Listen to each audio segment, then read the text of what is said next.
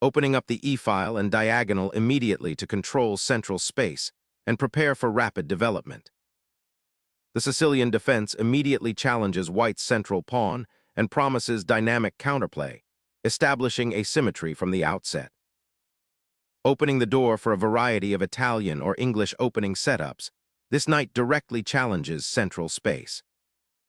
Developing a knight to its natural square fortifies the center and prepares for d5. Developing the knight this way prepares kingside castling and bolsters the center, though it cedes some initiative. Opening a diagonal for the queen's bishop and solidifying the center, this move prepares for central pawn expansion and development. Unlocking the center, white immediately challenges black's pawn chain, seeking to open lines and exploit the cramped knight on g2. Accepting the pawn presents an open central file, demanding immediate attention to piece development and pawn structure. Recapturing the pawn opens diagonals for your queen and bishop, putting immediate pressure on black's center. Developing the queen here, black aims to connect the rooks and prepare for pawn advances on the queen side, while indirectly supporting the e6 pawn. Unleashing the kingside pawns here immediately creates significant structural imbalances and opens lines that, while potentially potent, also expose your own monarch to considerable danger.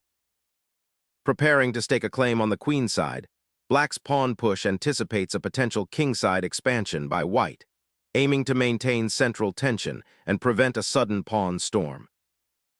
Developing the bishop to a more active diagonal, this square prepares for potential kingside expansion and controls key central squares, aiming to restrict black's maneuvering options. Developing the bishop to this active square pressures white's knight and prepares to challenge the central pawn structure, potentially opening lines for attack. Trading off the knight for the bishop here immediately alters the pawn structure, potentially weakening black's queen side and simplifying the position, but it also grants white an open c-file that might become a strategic asset later. Reclaiming the pawn disrupts white's advanced center and immediately resolves any structural imbalance created by the exchange, offering a more solid pawn formation for black. Foreshadowing a powerful queenside thrust, this piece repositioning aims to exploit any laxity in black's pawn structure, potentially preparing a central pawn push or initiating an assault on the weak squares that might emerge. Sacrificing piece harmony for pawn structure clarity, black liberates the queen and forces white to confront a doubled pawn, potentially weakening its central control and creating long-term structural imbalances. Creating an isolated pawn on the queen side offers white attacking chances down the open b-file, but leaves the pawn vulnerable long-term. Black's queen is now well placed to harass this doubled structure. Developing the knight to f6 is a fundamental impulse, bringing a piece into play and contesting central influence, though it doesn't immediately address the compromised queenside pawn structure. Consider how this knight can later support a central break or defend weakened squares. Developing the bishop to this square aims to challenge the c5 pawn and establish an imposing presence on the central diagonal, subtly pressuring black's king and potentially opening lines for future attacks. Launching a pawn storm on the queen side creates immediate space for black, but it also potentially weakens the pawn structure and could overextend forces, inviting white's central pieces into an aggressive advance. Aggressively cracking open the queen side, this maneuver seeks to exploit the shattered pawn structure on that flank, aiming to create lasting weaknesses for black's pieces. Bringing the bishop to b7 immediately confronts the central pawn structure, aiming to disrupt white's d4-e4 pawn duo, and potentially exploit the weakness on c3 after the capture on c3.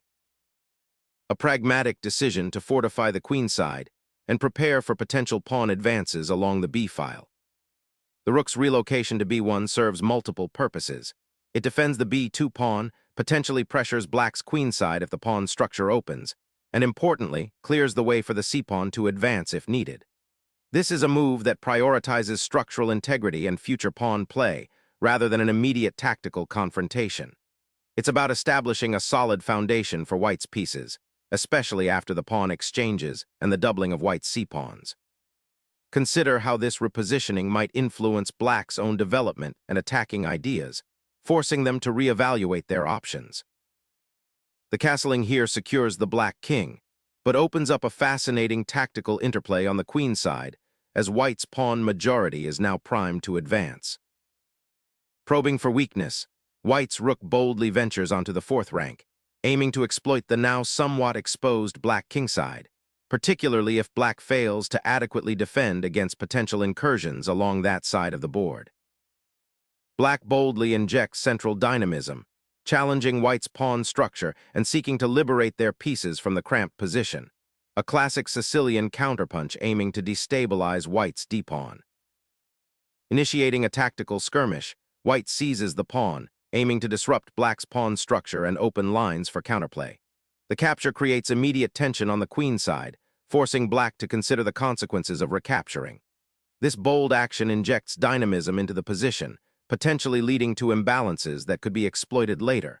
Consider how this pawn exchange might affect the central pawn control and the strategic fight for the open files. Sacrificing a pawn here opens up the file and potentially puts pressure on white's weakened queenside pawn structure, though it does leave black somewhat behind in material. White decisively seizes a central pawn, initiating a critical phase where black's queenside pawn structure is severely compromised, and the king is exposed to potential threats across open files. This capture instigates a tactical skirmish that will test black's defensive resilience and ability to coordinate their pieces under pressure, potentially leading to a material advantage for white if black doesn't react with pinpoint accuracy. Re-establishing central influence and preparing for further queenside expansion, the queen now eyes the potential weakness on c3 after white's pawn structure was fractured. Fortifying the royal sanctuary becomes paramount now, ensuring the monarch's safety amidst this emerging pawn structure chaos and potential peace exchanges. A daring raid into enemy territory, this knight's foray aims to disrupt white's queenside structure and exploit the doubled pawns, but it leaves itself exposed and could become a target for swift counterplay. White is initiating a subtle regrouping, aiming to redeploy the bishop from its somewhat exposed d3 square to a more active and protected outpost on e4, from where it can exert pressure along the central diagonal and potentially support a kingside initiative. This repositioning offers flexibility, allowing white to defend against black's developing queenside pressure while keeping options open for pawn pushes like f5 or g4, depending on black's response. The intention is to consolidate white's position and prepare for future offensive actions, acknowledging the current tactical balance while seeking a positional advantage through piece harmony. The bishop's relocation to a6 immediately targets white's isolated queenside pawns and subtly aims to disrupt the coordination of white's pieces by forcing a response on that wing.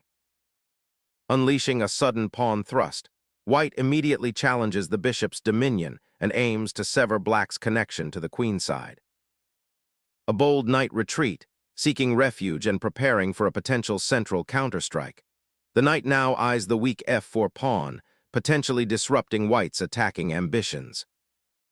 Suddenly opening the center with that pawn thrust introduces significant tactical complications and shifts the focus to controlling the newly created central diagonal. Black boldly brings the knight to the center, creating a dynamic situation where it eyes the vulnerable white king and the d3 bishop. Striking at the knight's anchor point, this aggressive pawn thrust initiates a strategic confrontation, potentially rerouting the defender or forcing a positional concession. Liberating the dark-squared bishop opens up a dynamic counterplay, forcing white to confront the immediate threat to their central pawn structure. Unlocking the long diagonal for the queen, this recapture aims to disrupt black's newly established knight outpost and potentially create immediate threats against the kingside. Reclaiming central influence and preparing to contest the open c-file, black marshals forces for a potential pawn push. Asserting control over the file is the immediate objective here, aiming to disrupt black's coordination and potentially exploit weaknesses along that open pathway. Suddenly, the rook on a1 finds itself with a very unwelcome guest, directly challenging its dominance of the open file and forcing a difficult decision about its placement. Recapturing the rook immediately simplifies the position and aims to exploit the open, a file, creating immediate pressure on black's queenside pawns. Reclaiming the piece after the capture initiates a complex positional battle. Black must now contend with white's potentially active rook on the open a file and the lingering pressure on the queenside pawns.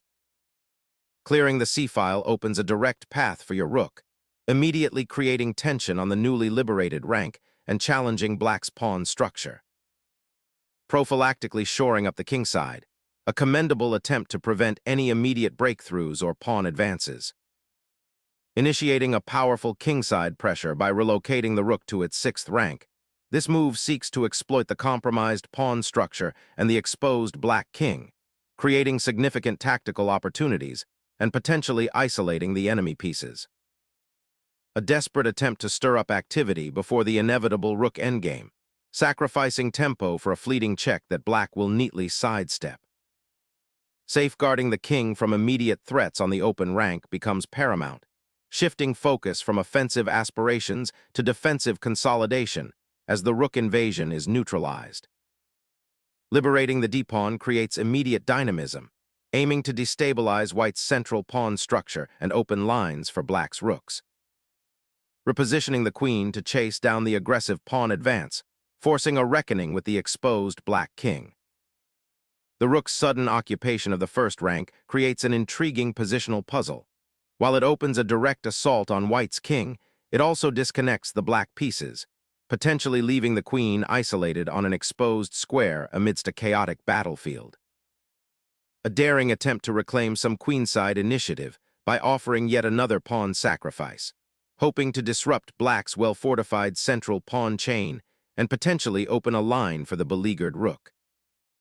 Suddenly, the queen re-engages the central fight, aiming to disrupt white's newly consolidated pawn structure and potentially exploit weaknesses around the king if white isn't careful with piece placement. A bold repositioning, aiming to reclaim the initiative by striking at black's centralized rook, yet it risks leaving white's own monarch exposed to further infiltration through the open files. Seizing the opportunity, black aims to invigorate the isolated rook on the 2nd rank, preparing to challenge white's control of the now open c-file and potentially create counterplay against the weakened kingside. A decisive intervention forcing a change in the board's dynamic, this queen's sortie exploits the pinned knight to create immediate threats.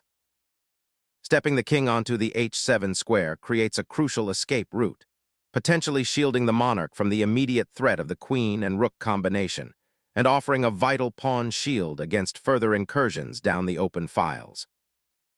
Unleashing the queen onto the open diagonal, white aims to exploit the exposed black king, creating immediate threats that demand a vigilant response. Gaining tempo on the queen, this maneuver seeks to disrupt white's already awkward pawn structure and potentially create counterplay on the weakened queenside. The endgame is now upon us, and with the queen exchange, white embraces a simpler, albeit potentially long, path towards victory, simplifying the complexity of the kingside while leaving the doubled pawns on the c-file as a long-term target for black's rook and queen. Opening a path for the bishop to potentially contest the d-file, this pawn thrust signals a shift towards a more active, though possibly exposed, central presence. Initiating a pawn storm on the kingside now is a bold gamble, potentially opening vital avenues for your monarch, but also creating weaknesses that a well-coordinated counterattack could exploit. King vulnerability becomes a paramount concern as the monarch ventures into the fray, potentially exposing itself to unforeseen threats down the newly opened g-file. Opening up a new avenue for your king's defense, this subtle pawn advance aims to provide crucial breathing room and secure a safe haven from the immediate threats lingering on the kingside. Pushing the pawn offers immediate activity, potentially forcing white to commit their king further by defending the weak f-pawn, but it also weakens the pawn chain and opens a diagonal for white's queen. Propping up that overloaded kingside pawns with a slightly awkward king maneuver, hoping to achieve some sort of defensive reinforcement, but it exposes the monarch more than it helps secure the structure. A bold attempt to disrupt white's pawn structure and open a line for the rook, though it risks leaving the king somewhat exposed, and creates a potentially isolated pawn on the d-file for black. Initiating a bold king march now is a gamble, aiming to leverage the open files and potentially exploit any defensive weakness that emerges, but it risks exposing your monarch prematurely in a position where pawn structure is still somewhat fluid. A bold pawn sacrifice to activate the rook and disrupt white's central pawn structure, aiming to exploit the open files that will emerge. The white king's centralizing sprint to safety from the king's side now faces an immediate counterthrust, its open path to a more active square unfortunately aligning it with a dangerous pawn storm brewing on the king side. The pawn push aims to free the rook and potentially attack the f2 pawn, but it sacrifices the passed d-pawn, which was the primary asset in this endgame. Repositioning the rook to the king side offers a unique defensive posture, indirectly pressuring the black pawns while keeping options open for a later regrouping action on the open c-file. Aggressively seeking counterplay, this pawn thrust aims to disrupt white's kingside pawns and potentially open lines for black's rook or queen, though it significantly weakens the pawn structure around the king. Unleashing a pawn sacrifice to open up lines and potentially exploit black's king's exposed position. The pawn sacrifice is accepted, ushering in a dramatic shift towards a king's gambit scenario where the black monarch now finds itself uncomfortably exposed on the king side, a consequence of its earlier flight and the open lines created. Solidifying control of the d-file with the rook is paramount now, aiming to disrupt the opponent's coordination and potentially create a passed pawn down the road. The rook, now a solitary guardian on the back rank, finds itself in a rather exposed position with the pawn storm threatening to overwhelm it.